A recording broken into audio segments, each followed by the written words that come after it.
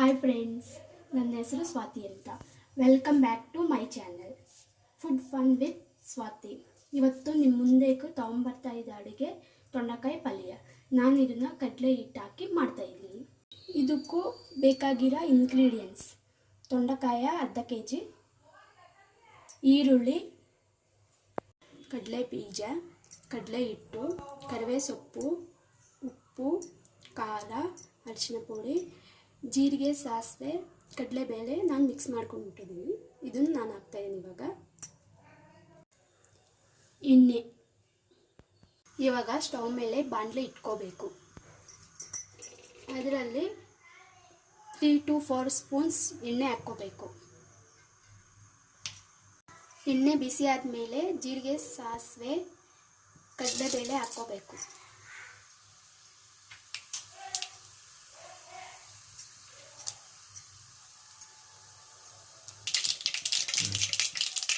ಆಮೇಲೆ ಕರಿಬೇವು ಸೊಪ್ಪು ಹಾಕ್ಕೋಬೇಕು.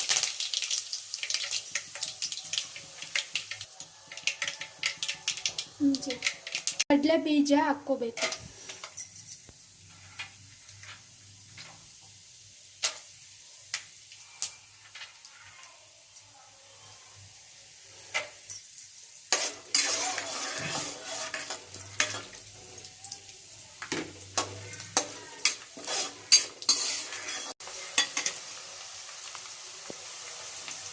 ಈರುಳ್ಳಿ ಬೆಂದಿನ ಮೇಲೆ ತೊಂಡಕಾಯ ಹಾಕ್ಕೋಬೇಕು.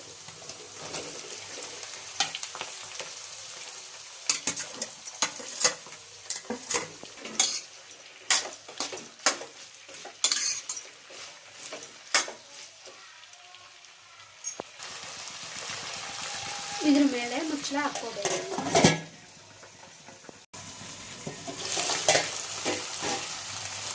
ಆವಾಗ ಈ ಫ್ರೈನ ತಿರ್ಸ್ಕೊಂತ ಇರಬೇಕು.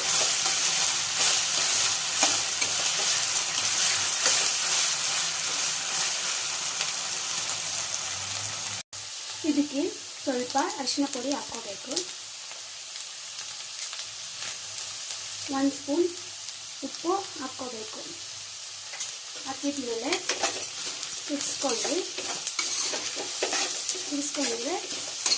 ಸ್ವಲ್ಪ ಬೇಗ ಬೇಯ್ತವೆ.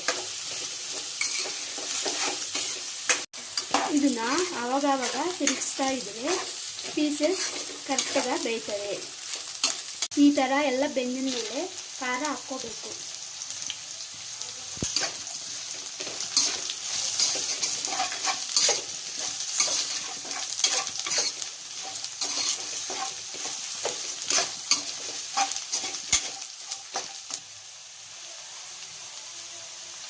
ಲಾಸ್ಟಲ್ಲಿ ಕಡಲೆ ಹಿಟ್ಟು ಹಾಕ್ಕೋಬೇಕು.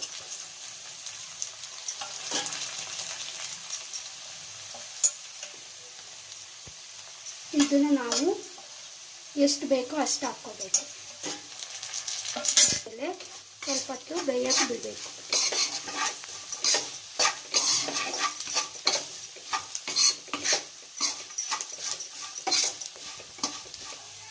ಆಗೋಯಿತು ತೊಂಡಕಾಯಿ ಪಲ್ಯ. ಹಾಯ್ ಫ್ರೆಂಡ್ಸ್, ಈ ತೊಂಡಕಾಯಿ ಪಲ್ಯ ನಿಮ್ಗೆ ಇಷ್ಟ ಆಗಿದ್ರೆ ಒಂದ್ಸಲ ಮನೆಯಲ್ಲೂ ಟ್ರೈ ಮಾಡಿ. ಸರಿ ಫ್ರೆಂಡ್ಸ್, ಈ ವಿಡಿಯೋ ನಿಮ್ಗೆ ಇಷ್ಟ ಆಗಿದ್ರೆ ಲೈಕ್ ಮಾಡಿ, ಕಾಮೆಂಟ್ ಮಾಡಿ, ಶೇರ್ ಮಾಡಿ. Please subscribe my channel. Bye.